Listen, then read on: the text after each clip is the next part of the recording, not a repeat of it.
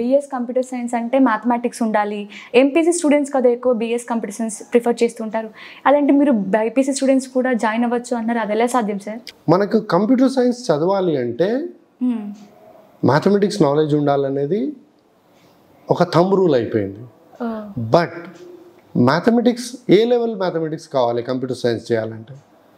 ఇంజనీరింగ్లో functional mathematics అవసరం ఉంటుందండి, బట్ కంప్యూటర్ సైన్స్ కావాల్సింది logical mathematics. So logical mathematics మనం 10th వరకు అందరం చదువుతాం.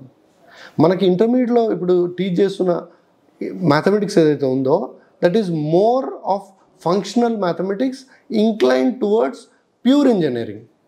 So pure engineering courses like civil, mechanical, electrical, electronics దానికి సంబంధించింది ఇంటర్మీడియట్ మ్యాథమెటిక్స్లో ఉంటుంది. లాజికల్ మ్యాథమెటిక్స్ మనం 10th వరకు చదువుతాము. So even a BiPC student is eligible to take BS computer science course.